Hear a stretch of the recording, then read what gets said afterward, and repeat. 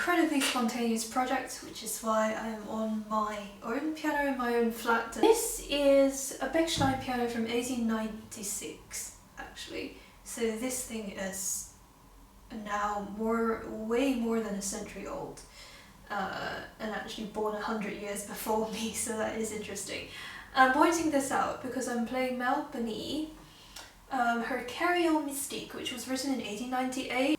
Anyway, this was supposed to be a 1-week sight reading project, and I hadn't planned to record it. I was just going to sight read it to take the stress off the writing work that I have to do for my research. Since I can play through the whole thing now, I decided, okay, let's just record it. But really I picked it up because one of my students is learning it for ATCL, and I noticed that there aren't many recordings of this, at least on YouTube, which is usually where students tend to go, and teachers as well. There is one very, very good recording by a Vietnamese pianist that I'm gonna try and link in this video. They have a whole channel so you can check out their other works. I had a listen and it seems like playing lesser known composers and women composers is their kind of thing as well. So that's a very, very polished recording done on probably a much better piano than mine. But I thought, well, there's nobody who's talked about this piece yet, and Mel Bonis is not, at least amongst the women composers who are getting their names revived. She is not exactly the most prominent yet, but she is getting quite a bit of attention because she's got many sets of beautiful works, and they're written in that very popular style which straddles late romantic and early impressionist, which is always very pleasing to listen to, and it's very beautiful. So I think one of the key things is the fact that it is this style that is sort of still a little bit romantic, but looking towards impressionism. And it's important to have that in mind when you're working on this piece once you've got the notes, because it's going to determine your tempo, rubato, your pedaling and texture and voicing in both hands, but especially the pedaling. And it's also going to shape your interpretation of the atmosphere of this piece, especially because it has a very descriptive title, Mysterious Bells. So one of the first things that I would pay attention to is this left-hand line, because it's... ignore my squeaky chair.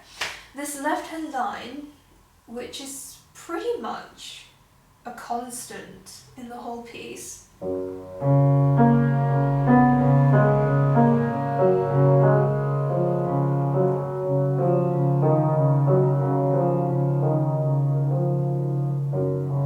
then it repeats, and it gets that lovely introduction where it's just the left hand alone.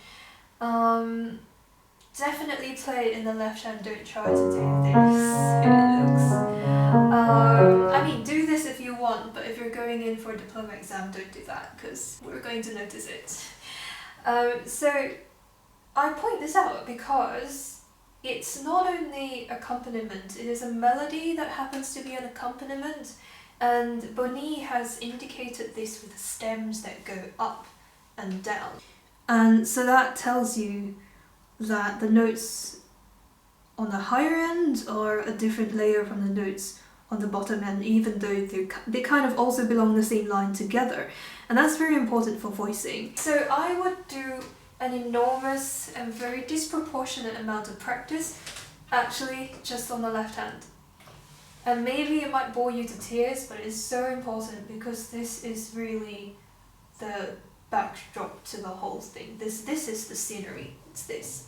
And occasionally you have bells chiming, but the background of all of this is like, whether you imagine this is in the mountains or in the fields or wherever the bells are, or a cave, this is, I believe, the place.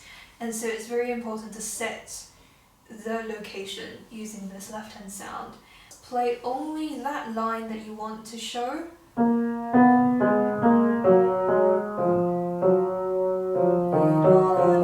Sing along and try to shape it.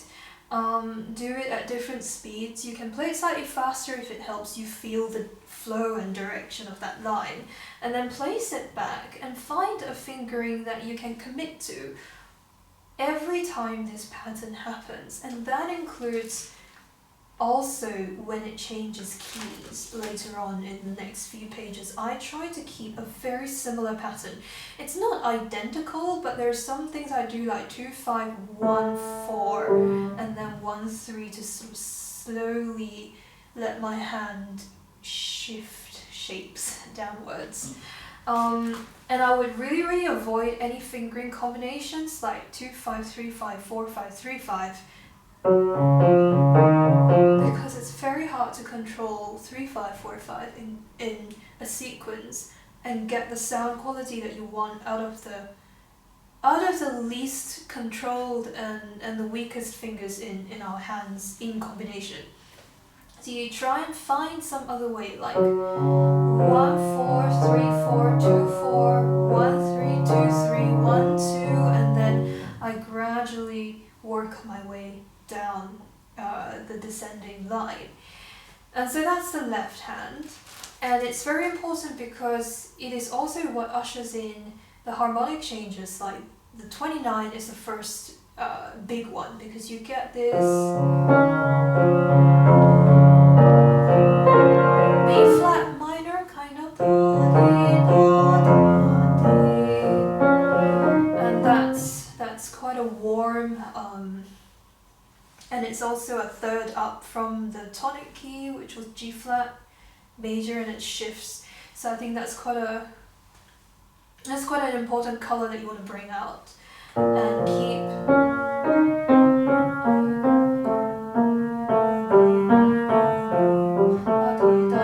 that line singing.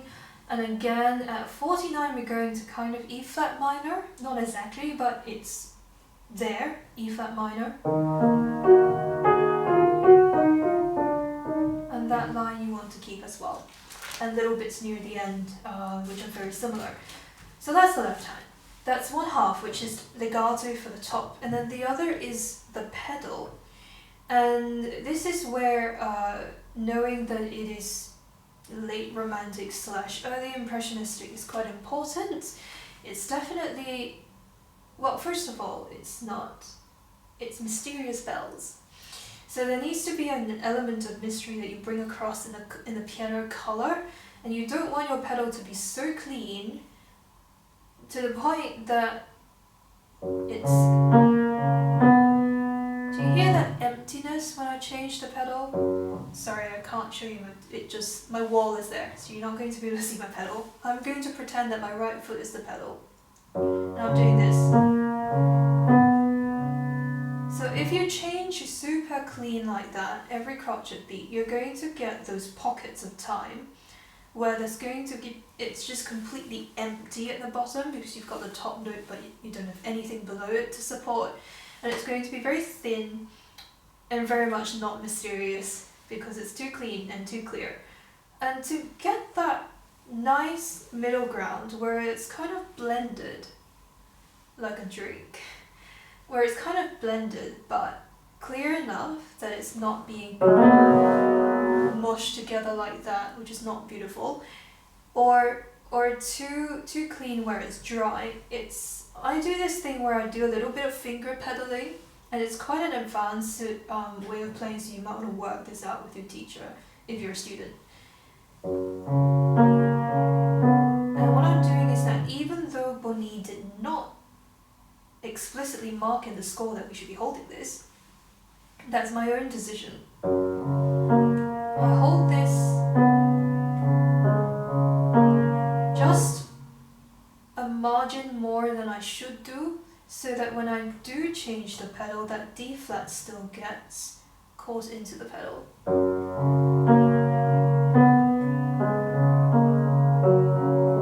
And the other thing is, when I change my pedal, I try and not come all the way up all the time. Most of the time I'm doing this thing where it's like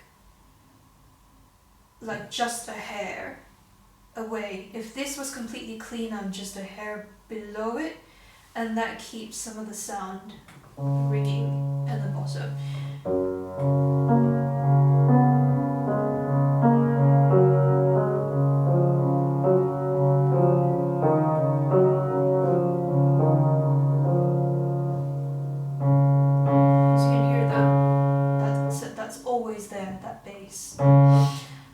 So that would be the pedal. And I tend to do really thin pedal whenever it's softer dynamics or when there's a lot of cross rhythms like this. Simply because if you step all the way down, it's going to become a swimming pool. And then you're going to need to do that very frantic pedal change that I see some students do sometimes, where it's like completely wet, completely dry, completely wet, completely dry, and it sounds very lumpy.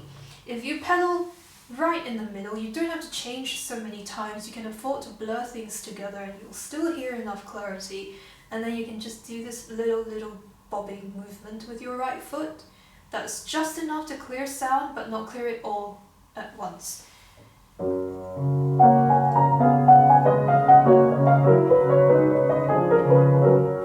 know you can't see my foot, but if the pedal was this much, I was only pedaling this much, which a lot of teachers like to call half pedal, but really it's 1/4, less than a third. And then what I'm doing is I keep doing this. So 0 was here, 100 was here, and I just keep doing this.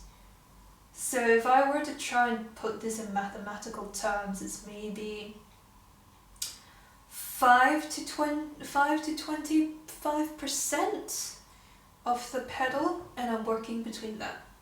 And when it's a very big harmony change, then of course I have to clear it, so it has to go all the way up to 0 and back down. But you'll hear when that's the case, because this will be really obvious, I think. So that is pedal. Any other pedal bits? When it's loud, I think, or when it says poco più F, which it does at 29, I think that's when you can afford to pedal deeper and use that also to help support your hand. Do the crescendo. It's very hard to do crescendo nicely when you're playing single notes like this, because you don't want to end up hacking like that in a very harsh and unpleasant way. So to help deepen the sound and increase that illusion of crescendo and a sort of like it's going like this, then use the pedal, step deeper, steps longer if it suits the harmony, and that should get your sound. Is there anything else? So I'm making it up as I go along. Yes, F for logic here. This is also one of the places where you will want to pedal as much as you want, almost all the way down, and also for a longer time. So that would be pedal and texture, that's the first thing. But actually before that, and I should have said this first, before that you want to decide the tempo, and the tempo is something that you might change your mind about as you get to know the piece better, because I've done this for less than a week, and so I'm quite sure if I come back to this I'm going to change my mind about some of the rubato choices that I do. But one thing that I'm quite sure of is that this tempo range, and I call it a tempo range because you can hear I don't stick to one singular tempo like a metronome. That really doesn't sound good. It also doesn't create the sort of atmosphere that we want. But my tempo range that I've picked, I believe, is something that really works. And it's something that I feel very comfortable with when I play this piece. First thing is that the score says moderato, and we start with only pretty much quaver and crotchet beats consistently until the end of the first page, where we start to get semi-quavers as a string. And then it goes on, and as the piece goes on we get slightly more complex divisions like these demi-semis, which are very quick, and then at the bottom of the second page we have these a string of adjacaturas to the semi-quavers, so that makes it which there's many notes squeezed into a short span of time. So my tempo is decided based on the smaller subdivisions, which is a general principle you want to do for any piece that you play, really. It's not how fast can I play it, but how fast should I play it such that it still sounds nice. You might start to play the piece and then it might be maybe faster, maybe slower, whatever it is, and then once you start to form a larger structure interpretation of it, and you know how quickly, or rather how freely, you're going to play some of this. And that's when you want to then adjust your opening tempo based on this, so that the opening kind of feels warmer and a little bit more languid and sort of relaxed. And as the piece moves along and starts having more to say in the material, then it starts to pick up flow in a very organic way, and it doesn't feel like a block of this section of 16 bars was this speed, and then suddenly that doesn't work for the next section of 16 bars, and you've got to shift, almost like pressing buttons on a machine, which doesn't sound good. So there needs to be that kind of fluidity to the tempo range. So I always call it a tempo range rather than a tempo, singular. So that's the tempo. It's based on the moderato indication, the smaller subdivisions and ornaments, the kind of sound that you want, because tempo always affects sound. Articulation, there's some bits where she's put many little slurs, and I think that usually when you see that, that's an indication of expression. So the slurs are not just join the notes, it's the relationship of two notes to each other, whether it has that sort of da pleading gesture to it,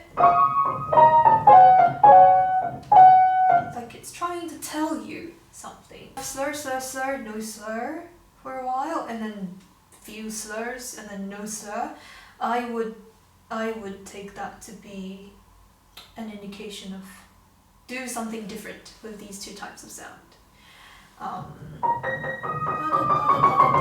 So that has that da down up feeling, but it also has a slightly pushy, like it's trying to be persuasive. It has this direction and expression to it. Yes, technically. Okay, let me move this.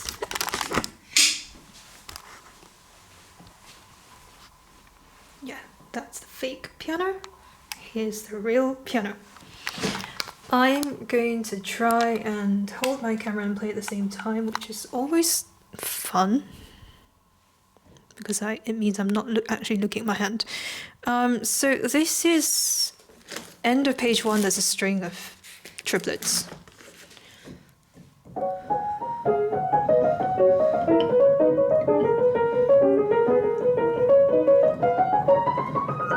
My main tip is to actually have this sort of a hand shape rather than this, because if you try to do that, it feels like you're knocking into things in an unpleasant way, and it's a really not flexible way of moving. So higher up, almost like you're on your tiptoes, and it's almost like you're tickling the keys as you go along, and you keep your wrist and your arm elevated. It's almost buoyant. Like, I sometimes tell students that you can pretend that somebody has tied something to the middle of your arm, and they're now pulling that string up, and so your arm feels weightless, if you can imagine that.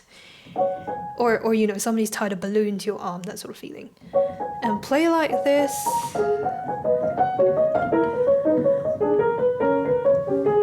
And use that sort of movement to maneuver around that, so that you don't have any bits where you feel like you're getting stuck and caught in the keys, or that you're getting accents which you don't actually mean to do. The acciaccatura I would do with a kind of a flicking movement, so it's very light.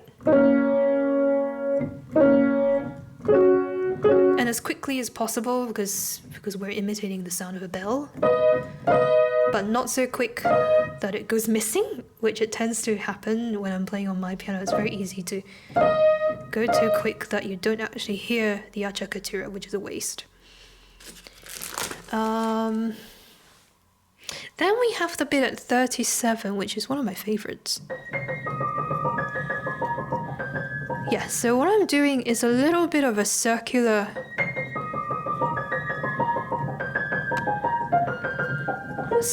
movement with my arm, and again a high wrist, higher arm, and a very buoyant, weightless arm, but mainly that I'm not keeping my hand straight and locked as if I don't have flexible joints, and trying to play this by raising my fingers and tapping them down, it doesn't create a beautiful or varied sound. So this is something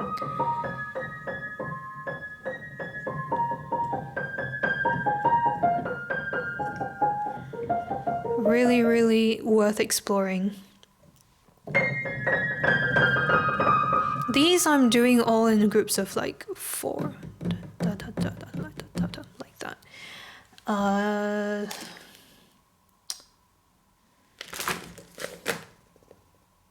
Yeah, that's about it. Okay, I've blitzed through this too quickly to feel like I've formulated an analytical way to say things. Maybe one of the last things I'd say is that when you get a repeated pattern like this, try to do it slightly different. You don't have to do it different every time, but it would be nice not to have 5 consecutive exactly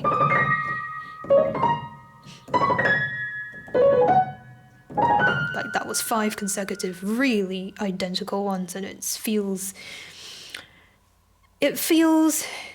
restricted in a way. It doesn't feel free, you know? So play around with it and let your left hand follow if you could. Maybe some of them are a little bit louder here and then quieter here, or some of them might go towards the last one, like a spring. That's one way of doing it.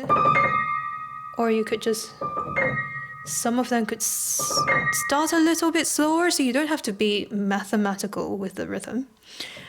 The last thing that I'll pay attention to is gestures. So I showed you one just now when I played this long line and I didn't play it all perfectly in time. And little things I hear when I was doing my own little groupings of these. But also working out, this page turns a little bit awkward. Little things like that, you have those 3 of them. And I just think it's a lot more interesting if it was... if it did this sort of like an evaporation at the end where it goes up into the air, rather than if you played it completely straight. Which is fine, but that doesn't have a sense of movement to it.